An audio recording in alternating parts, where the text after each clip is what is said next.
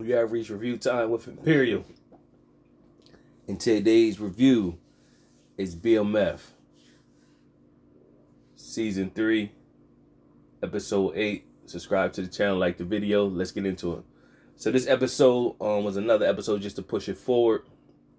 I don't really want to say it was a filler, but it does push the storyline forward. Episode starts off with Meech. Of course, he's back in the A, and he's at Platinum Palace, and he see the MKs in there. He's throwing money, and that's going to be part of his.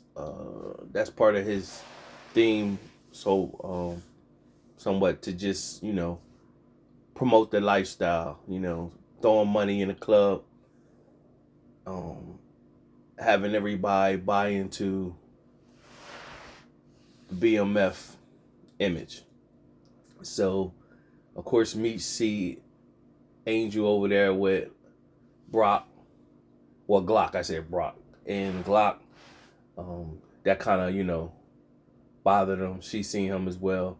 That made him just throw money more. So he got with one of the girls at the club, and she pretty much was telling him she was digging him. He pretty much told her he ain't got time for no girl, and she said, you pretty much you married to the game. Meanwhile, back at Detroit, it showed Terry linking up with his right hand, and I gotta remember get his name. I don't even know what his name is, but with his right hand, and pretty much asking how they gonna do business with Henry. In walks the cop who Markeisha pretty much used to make Terry jealous. He found T's restaurant, pretty much telling T, how does a piece of crap restaurant like this maintain a girl like Markeisha? And he pretty much said, the IRS needs, gave a hint that he could have the IRS check into his business to make sure everything's straight. And his name is Officer Vince. So from there, T just brushed him off, but T told his right hand to pretty much find out everything you need to know about him so he know who he dealing with. And so the next time he come up on him, he could relay some information telling him pretty much you could be watched too. So also this time around, I seen last episode Officer Vince, I seen Anthony Dalton from the Country Wayne skits channel and everything like that. But this time I actually seen like the actor. It wasn't, I didn't see Ant in this one or whatever. So nevertheless, it was some other people that do skits with Country Wayne. I seen them in here as well. So back in Atlanta, everybody was leaving the club. So Meech kind of stayed behind and was looking at the cops bother one of the people in the car. And he pretty much had it figured out in his mind that if we don't do something, these cops is going to crack down on the homies and crack down on moving the product. He got to find a better way. So this is where they get introduced the compartments in the car that's thorough, where they can't get captured even if they get pulled over. So Meech as brainstorming, he started thinking about, of course, about the boxer with the compartments. And what he does first is he gets a local that knows how to do it. And he did a test run with the local, and he put basically fake work in there. And when he got pulled over, they found the work in a compartment, but the work was fake, so they had to let him go. But pretty much the local who did it, they ain't gonna deal with him. So they pretty much made Meech think of, we need to get down to Miami to that where that boxer said the person he knows. So that seed was planted. Meanwhile, back in Detroit, you had a few things going on at once. Detective Jen, she went to Bryant's house. He's drinking his life away right now. feeling sorry for himself. And while he's feeling sorry for himself, Jen is telling him we need to get back into it. We need to make people pay. We gotta start off by getting Henry. She's still going to go undercover with Henry, and she does link up with Henry. Before then, what the word is on the street is that Henry owes her plugs money, so she's laying low. So her dad wouldn't come and fund her the money, of course, but her dad's brother, her uncle, came and funded her the money so that she could pay her connection and everything like that. So the dad always kind of resented her, and so they got a strained relationship. So I wonder how that's going to pan out. I think I think it's going to pan out with Henry getting locked up. I think that seems better soon. But nevertheless, we'll see how that pans out. So also in Detroit, you had Lucille in the Bible study, and Bible study meeting on that church where the woman wants her to be like her second hand, and LaWanda's there, and she's hearing the pastor's story, and it's touching her, and it's making her believe that she can live and see life without Terry. He gonna always be the father of her child, but she still gotta live and move forward. And so that touched her, and pretty much said she want to go back to do, I think she said cosmetology, do hair and stuff like that. Meanwhile, okay, back in Atlanta, Remy Ransom's right hand man pushed up the Meech, pretty much telling Meech like, "Yo, where you been at? You left me high and dry." Meech said, pretty much, had some things to take care of. I'm back now. Did you handle that with Remy?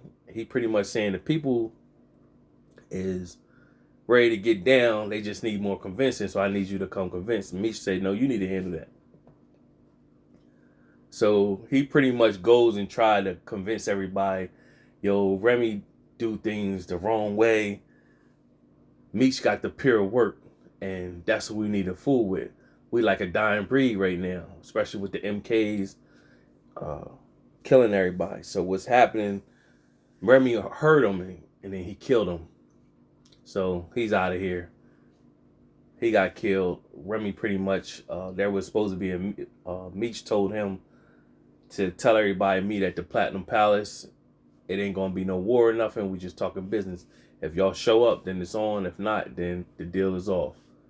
So what happened also in the Red Dogs is cracking down, and they crack down on the MKs. So that allowed Glock to say he's going to Atlanta. I mean, he's going back to Miami for a while. And when he goes to Miami, he's saying, "Y'all kill Meech before y'all come down." So Angel was in the car when he said that. So of course Angel, before she left and went down to Miami with Glock, she snuck and found Meech and pretty much told Meech like, "Yo, watch your back. Glock is trying to, do something on you." And so when he tried to do something, when she approached Meech, Meech was pretty like, "I ain't asked you to do that," but she like, "I know you didn't ask me, but I'm still doing it." So from there, Meech was like, "I still see you, you rocking my hoodie." She said, "Yeah, because it smelled like you," or whatever. So, she got a soft spot for Meech, and she just pretty much survived. So it's like a means to end. Meech will find a way to still use her, and, he got a soft spot for her. Back to the Detroit. So, of course, we always know they show you scenes from both states or whatever. So Meech and Terry's talking over the phone off and on and talking in codes the whole time. So back in Detroit, Charles got a gig with the church group and to play, and he hoped Lucille show up. And he's linking with Terry to get his shape up, telling him he's trying to get the family together. And he mentioned about the doctor and said he probably, got a house with a chandelier, he got everything. Terry pretty much told him, money can't buy love. And then he said, "I know, but it helps." So the pop pretty much said, "Hey, you got some extra work at the diner?"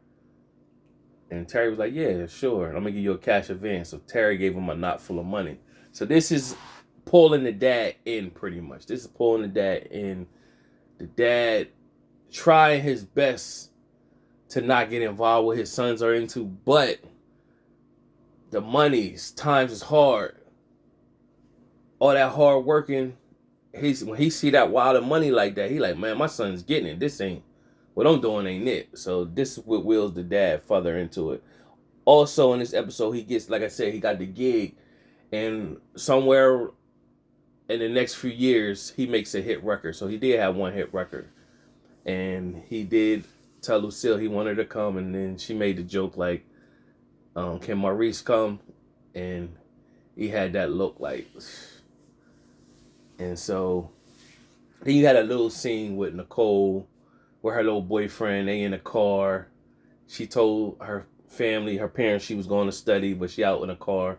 Terry sees her, pretty much told her get out the car. She's like, Terry, you embarrassed me, or whatever. So I don't know what happens with this Nicole story. I don't know if I know she never gets in the game, but I don't know if she ends up pregnant early or something like that. That's what it seemed like was gonna happen. So that was just a small scene. Then it shows Terry. Now this is where it shows Terry is coming into his own and his business savvy. Now him and Meech do things different, but it showed his business savvy. So what he's seeing, he went to go see one of his clients, and the client owns like a liquor, not like a liquor store, like a corner store that sells tickets. And the guy came in, it was like a fake ticket. And he was like, so Terry asked him like, so what that mean, man? Like, and so he told him. So Terry got the idea. It's like, that's a new way how we could wash money. We put out fake tickets, have people come in, cash them in, tell them, listen, you either drive this such and such to go cash it in, or if you wait 20 minutes, somebody come bring you the money. Of course, that people going to choose the option so they can get the money right then and there. That's how they watch the money. So then if they go get a real ticket, then they go to the big place to cash the ticket, they get the check, and then they get it washed into the bank. So now they can buy legit assets and stuff like that, purchases, jewelry, cars, and stuff like that with legit money. So that's where, and basically he said we could do this all over the state because his client is linked to a bunch of people. So also his client is linked to the people who supply Henry. So Terry has to sit down with all of them, pretty much telling them like, yo, I got the best work. I give it to y'all at the best prices. And pretty much if y'all need the money back fast, y'all supply low. So won't y'all just deal with me? And so they eventually, everybody agreed to deal with Terry. He said, the only thing is what I want you to do is I want you to stop supplying Henry, to cut her off. So they all agreed, and it just showed T's business savvy. So then from there, you had Brian and Jen, Detective Jen, staking out Henry. They seen one of her right hand mans, and pretty much Brian looked at the log and seen that he was the one in and out during when his son was in the kids detention center, and pretty much he was responsible for his son getting hurt. So of course Detective Brian checked him at the end of the episode and killed him, beat him down or whatever. So back in Atlanta, when Meech was back at the Platinum Palace waiting for Remy Ransom's right hand, he never showed up. So a bowl of ice was, they says, this is given to y'all, and the drinks was by that man over there. They looked in the ice and there was a head in there. So it was Remy Ransom's right hand's head in a bowl, and then Remy pretty much rolled up on him and said, making his threats, and everybody rolled up to back Meech, and pretty much Meech told him, listen, everybody don't need you. they need me, pretty much telling him, listen, it's only a matter of time. And that told him he just digged his own grave. So Remy Ransom is, you could tell his time is coming. He's just doing, he's just doing the most. So nevertheless, from there, 2 girls posted up on Meech, and one of them was Erica from Country Wayne Skits, and posted up, and they told Meech, listen, let's go have a threesome down the street. And Meech was like, yeah, we could do that. So you already knew that was because Glock said before his guys come down to Miami, y'all finish and kill Meech before y'all come back down here. So you already know that's the setup right there. Then that's when Angel came and told him, but he kind of blew Angel off and didn't take heed to what she was saying. So the scene is Meech is in a hotel or motel with the girls, and the guy slips in a room. And when the guy slips in the room, he came in just shooting. And when he came in just shooting, he shot one of the girls, and him and Meech was having a shootout. So this is this is action packed, looking like some this ain't really happened. They said that based upon events that is loosely from the truth. So this ain't really happened. So him and the Meech and the guy having a shootout, they both run out of bullets, and then so they both rush each other. They start swinging, punching each other, and then the guy hit Meech in the head with a bottle. He ate it. They still was tussling. Then Meech tossed him out the window. He flew all the way out the window, landing on a car. So that scene, I don't know. They just we picked that up there with the scene with the Tupac scene or whatever. Like they just throw scenes out there just to be thrown out there. That scene was wild. Nevertheless, Meech linked back with Duffy and pretty much told Duffy like, yo, Duffy, like, man, you gotta be careful. And so when he told Duffy you need to be careful, but Meech said I gotta go to Miami to get this done. So he called T and pretty much told T like, yo, listen, man, we need to go handle that in Miami and get that done. Even though all the MKs is there, we're going behind enemy lines, but Meech was like, we gotta get it done. So Duffy told him, keep your head on the swivel and keep your finger on the trigger. I also seen that Tina is the girl that if you've been watching my reviews, my recaps pretty much, I said it's a girl that I think that I can't remember her name. And I said she's always been all the other seasons. She's young. And her name's Tina. So I think she's the one that's on the documentary, the woman that we always seen on the documentary that was real close to Meech, and she had Meech batch for life. So I think that's her, Tina. That's who's playing the character Tina. So nevertheless, that's pretty much the episode. Only part I failed to mention when Detective Jim met up with Henry, that it was a boring, they had some dialogue about their history. You find out that they're trying to normalize her character and seeing she has some hardship. The dad resents her because her mom died at birth. And then Jen was talking about her sister passing. So it just gave me some little dialogue with that. Also, there was a scene with T was with Markeisha at a bar somewhere, and Officer Vince showed up, and then T ran down everything that he knew about him that made him look concerned, and pretty much told him get somewhere. And Markeisha told him T is all the man that I need. And they keep pointing out how young T is compared to Markeisha. They keep pointing that out. They always having scenes like that. At this stage of the game, I think T is probably sitting at like anywhere between 18 and 19 because he ain't old enough to drink, really. So nevertheless, that was the episode. Decent enough and pushes the story forward. Next episode, episode 9, is T and Meech going to Miami behind enemy lines. Subscribe to the channel, like the video. Till next time.